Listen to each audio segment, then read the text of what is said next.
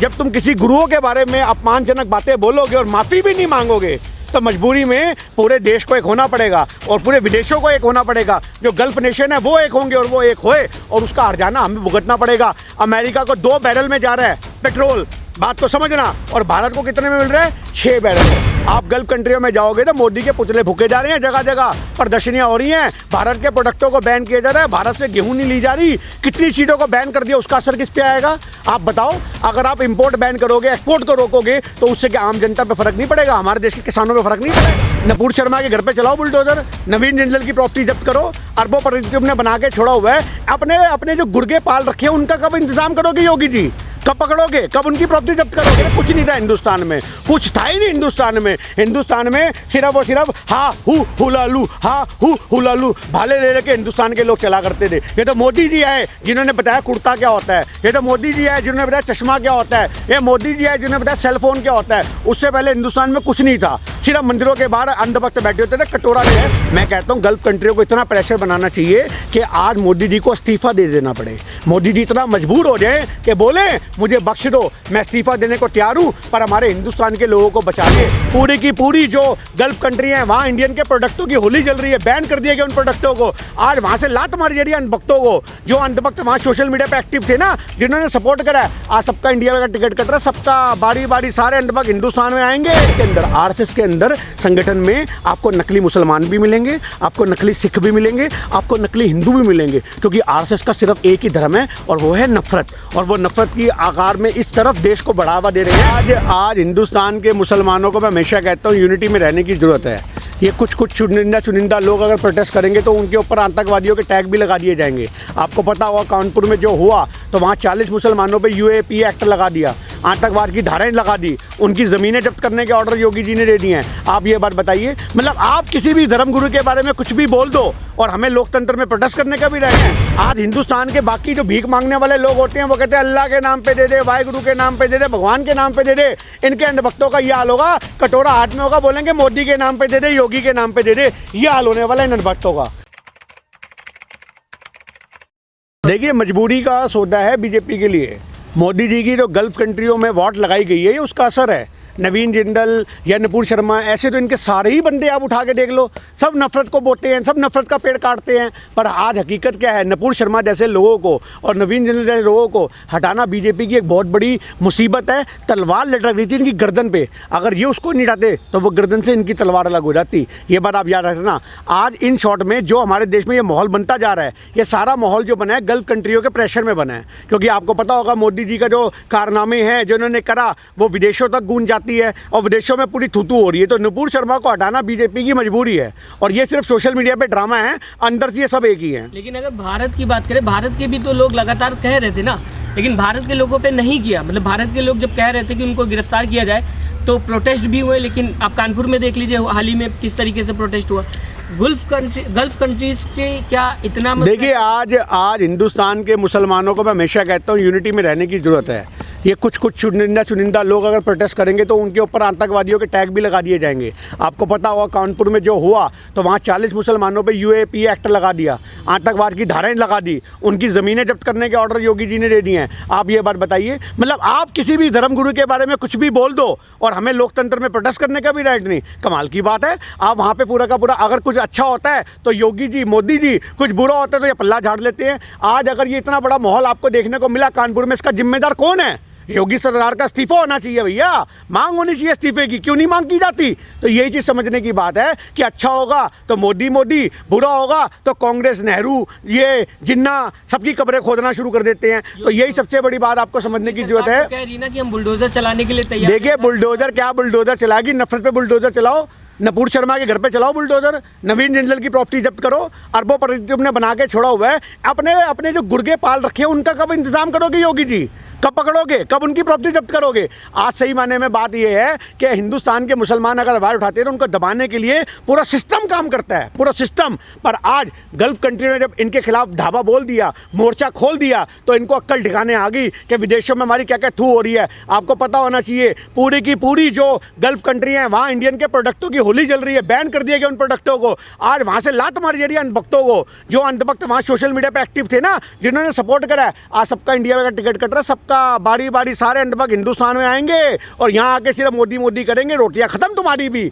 अंधभक्तों, विदेशों में बैठ के गल्फ कंट्री ने तुम्हें कितना दिया खाने को, आज सब तुम्हारा बराबर होगा क्योंकि तुम्हें वहाँ से लात मारी जा रही है। ये चीज़ समझने की बात है। जब तुम किसी गुरुओं के बारे में अपमानजनक बातें बोलोगे और माफ़ी भी नहीं मांगोगे तो मजबूरी में पूरे देश को एक होना पड़ेगा और पूरे विदेशों को एक होना पड़ेगा। जो गल्फ नेशन है वो एक होंगे और वो एक होए और उसका हर्जाना हमें भुगतना पड़ेगा। अमेरिका को 2 बैरल में जा रहा है पेट्रोल, बात को समझना, और भारत को कितने में मिल रहा है? 6 बैरल में। आप इस चीज़ को समझो, $6 बैरल में हमें पेट्रोल मिलेगा, उनको $2 के अंदर 1 बैरल पेट्रोल मिलेगा। आज इस चीज़ को समझो कि हमारे ऊपर अभी कितनी मार पड़ने वाली है। ये इन्होंने अरब कंट्रियों से पंगा लेके सोए हुए शेर की पूंछ पे पैर रख दिया बीजेपी ने, सोए हुए शेर की पूंछ पे। अब वो जब शेर धाड़ रहे हैं तो ये भागते फिर रहे हैं। मोदी जी, आपको सोचना चाहिए, आपके सारे पालतू नेता, सारे के सारे पालतू नेता सिर्फ नफरत बांटते हैं क्योंकि उनको चलाने वाला आरएसएस है। जो आरएसएस है वो देश में सिर्फ और सिर्फ हिंदुत्व को मजबूत करने के लिए मुसलमानों के खिलाफ काम करता है। इस चीज़ को हमें समझने की जरूरत है। भारत को तोड़ोगे तो विदेशों से नाता भी टूटेगा। आज वही चीज़ देखने को मिल रही है। प्रेसिडेंट को भेज दिया जा रहा है कतर पे वापस। मैं कह रहा हूँ इनको जगह जगह से वापस भेजा जाएगा। आपको क्या लग रहा है? अभी तो सोशल मीडिया पे जो वहाँ पे मोदी जी के पुतले फूके जा रहे हैं वो तो नेशनल मीडिया दिखाई नहीं रहा। आप इस चीज़ को समझो, आप गल्फ कंट्रियों में जाओगे तो मोदी के पुतले फूके जा रहे हैं, जगह जगह प्रदर्शनियाँ हो रही हैं, भारत के प्रोडक्टों को बैन किया जा रहा है, भारत से गेहूँ नहीं ली जा रही। कितनी चीज़ों को बैन कर दिया, उसका असर किस पे आएगा? आप बताओ। अगर आप इंपोर्ट बैन करोगे, एक्सपोर्ट को रोकोगे तो उससे क्या आम जनता पे फर्क नहीं पड़ेगा? हमारे देश के किसानों पे फर्क नहीं पड़ेगा? हमारे देश के जो रिटेल का बिजनेस व्यापार होता है, थोक विक्रेता का व्यापार होता है, खुदरा व्यापार होता है, आज भारत के अंदर 12 लाख करोड़ का खुदरा व्यापार है, आज सारा का सारा प्रभावित होगा। किसकी वजह से? सिर्फ मोदी जी की वजह से। अरे देश के लोग भूखे मरने के हालात में हैं जी। आत्मनिर्भर भारत। अरे आत्मनिर्भर, हमारे देश को तो इन्होंने कटोरा पकड़ा दिया। आधा हिंदुस्तान आज कटोरा लेके सड़कों पे घूम रहा है। आप इस चीज़ को समझो, हमारे देश में कुछ नहीं बचा। और अंधभक्त उसी प्रजातियों से बिलोंग करते हैं जिनके हाथ में कटोरा है, पर उसमें भी ये क्या करते हैं? आज हिंदुस्तान के बाकी जो भीख मांगने वाले लोग होते हैं वो कहते हैं अल्लाह के नाम पे दे दे, वाहिगुरु के नाम पे दे दे, भगवान के नाम पे दे दे। इनके अंधभक्तों का ये हाल होगा, कटोरा हाथ में होगा, बोलेंगे मोदी के नाम पे दे दे, योगी के नाम पे दे दे। ये हाल होने वाला है इन अंधभक्तों का। आप इस चीज़ को समझो। नमाज पढ़ने की तो आज़ादी थी, लेकिन हिंसा करने की आज़ादी तो नहीं है ना। मैंने आपको कब बोला कि कौन हिंसक है कौन नहीं है? आप जांच करो। मैं एक छोटी सी बात कहता हूँ, आज 40 मुसलमान जा रहे हैं, उसके बीच में तुम 5 टोपियाँ बना के अपने भेज दोगे, किसको पता? किसको पता? आप कैसे पता लगा लोगे? उनके आईडी निकालोगे ना। आदि कितनी सोशल मीडिया पे वीडियो दिखती हैं, बुरखे पहन के औरतें निकलती हैं और माथे पे सिंदूर लगा होता है जब उनके बुरखे हटाए जाते हैं। इस चीज़ को समझने की जरूरत है। किसान आंदोलन में कितने नकली सरदार पकड़े हमने, जिनके बाल ही नहीं है, केश ही नहीं है जिनके, और पगड़ियाँ पहन रखी हैं, दाढ़ियाँ कटी हुई हैं। इस चीज़ को समझने की जरूरत है। ये हर जगह, और वही बंदे जो थे शराबे पीते रहे किसान आंदोलन में, जब उनको पकड़ के उनकी पग उतारी गई तो देखा बाल भी कटे हुए हैं उनके केश ही नहीं है, वो नकली सरदार थे। तो वो कौन थे? वो सिर्फ आरएसएस के अंदर संगठन में आपको नकली मुसलमान भी मिलेंगे, आपको नकली सिख भी मिलेंगे, आपको नकली हिंदू भी मिलेंगे, क्योंकि आरएसएस का सिर्फ एक ही धर्म है और वो है नफरत। और वो नफरत की आकार में इस तरफ देश को बढ़ावा दे रहे हैं कि पूरे हिंदुस्तान में नफरत की होली जलने वाली है। हिंदुस्तान के अंदर पूरी नफरत की लपटें उठेंगी और उन लपटों में हिंदुस्तान जल रहा है। ये चीज़ समझने की जरूरत है। भागवत ने अभी एक बयान दिया था, उन्होंने कहा था हमारा लक्ष्य खाली राम मंदिर को बनवाना था, उसके बाद हम खुद नहीं चाहते कि कोई और मस्जिद तोड़ी जाए। तो कहीं ना कहीं इस तरीके के बयान देते हुए दिखाई दे रहे हैं। किस तरीके से देखते हैं? हाँ, तो बीजेपी प्रचार करे, जगह जगह मस्जिदों के पोस्टर लगाए, हम सारी मस्जिदों को खुश रक्षा देंगे। कितने हिंदू संगठन वाले मस्जिदों के बाहर पहरा दें, जो तोड़ने वाले आ रहे हैं उनको पकड़े, भैया मस्जिद क्यों तोड़ रहे हो? कोर्ट के आगे खुद ही यहाँ पे अपनी रिपोर्टें पेश करेगी कोर्ट में कि हम इस मस्जिद को टूटने नहीं देंगे। अरे बात करते हैं यार, ये खुद मिले हुए सारे थाली के चट्टे बट्टे हैं। ये भागवत बड़े लीडर के मुंह से कुछ निकलवाओ, छोटे गुड़ के कुछ करें। आप इस चीज़ को देखो, मतलब कुल मिलाकर के हमारे ऊपर बात ना है, हमारे बंदों ने कर दिया जी, हमें क्या पता लगा? आप इस चीज़ को समझो। तो आज यही चीज़ समझने की ज़रूरत है। हमारे देश के अंदर जो गल्फ कंट्रियों का प्रेशर पड़ रहा है, नपूर शर्मा का जो ताल्लुक है और आज उसको निकालने का जो ताल्लुक है, माफ़ी मंगवाने का ताल्लुक है, मैं कहता हूँ गल्फ कंट्रियों को इतना प्रेशर बनाना चाहिए कि आज मोदी जी को इस्तीफ़ा दे देना पड़े।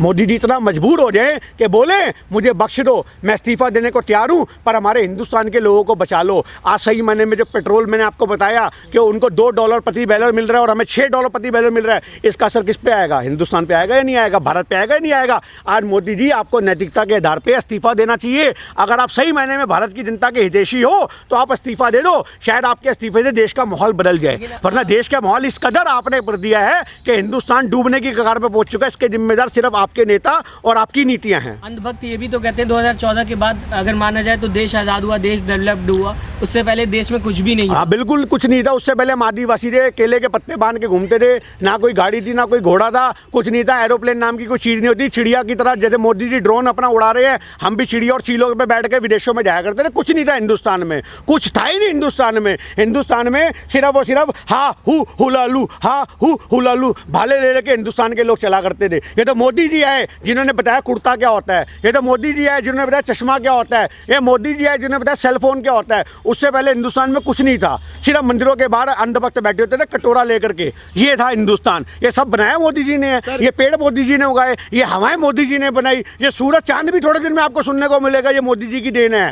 ये प्रकृति बसाने वाले मोदी जी है। थोड़े दिन बाद इनको बताएंगे ब्रह्मा के अवतार हैं, थोड़े दिन बाद ये विष्णु के अवतार हैं। हमारे देश में ऐसा नैरेटिव सेट कर दिया जाएगा कि अंधभक्त इसको प्रिटेंड करेंगे, प्रोटेक्ट करेंगे। हाँ ये पेड़ मोदी जी ने लगाया था पिछले सालों जहाँ, ये तभी हुआ है। भगवान है।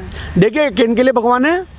अंधभक्तों के लिए बिल्कुल भगवान है भाई। आप इस चीज़ को समझो। जो डाकू होते थे ना वो शैतानों की पूजा करते थे और उन पर टीका लगा के थे माँ भवानी करते थे। शैतानों को भी पूजने वाले होते थे। भवानी माँ को तो पूजते थे, शैतानों की पूजा करते थे। तो आज ये चीज़ समझने की जरूरत है। जो आपको बड़े बड़े तांत्रिक दिखते हैं ना, हम भगवानों की पूजा करते हैं, तांत्रिक शैतानों की पूजा करते हैं। तो ये अंधभक्त शैतानों की पूजा करने वाले लोग हैं। भगवानों से तो इनका वास्ता ही नहीं है। इंसान से तो गलती हो जाती है ना सर। नुपुर शर्मा को माफ़ कर दीजिए ना। तो माफ़ कर दिए।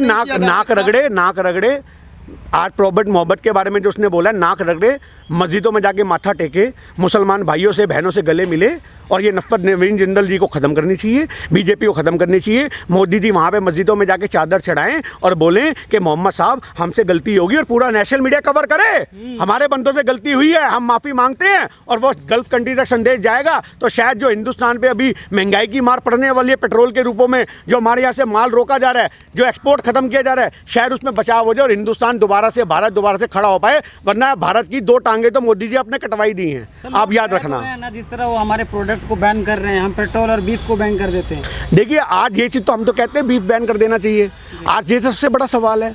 आज हिंदुस्तान के अंदर, भारत के अंदर इतने सारे ऐसे राज्य हैं जहाँ पे बीफ लीगल है और कुछ कंट्रियों में इलीगल है। हमें तो आज तक समझ ही नहीं आया ये कौन सा इनका प्रावधान है। आप इस चीज़ को समझो। आपको पता है अकेला यूपी एक ऐसा राज्य है जिसको ये राम राज्य की बात करते हैं। सबसे बड़ा बीफ का एक्सपोर्ट अगर कहीं से होता है तो वो यूपी से होता है। लीगल लाइसेंस है लोगों के पास वहाँ पे सांड को काट के मार के बेचने के लिए। वहाँ ये कहते हैं जो भैंस दूध नहीं देती किस काम की, काट मारो। कहाँ है योगी जी आपका प्रशासन, कहाँ जाता है? आप इस चीज़ को समझो। आज इतना बड़ा जो बीफ का एक्सपोर्ट होता है, आप उसको इंटरनेट पे गूगल पे पढ़ना, उसके संस्थापक कौन है, उसको चलाने वाले कौन है?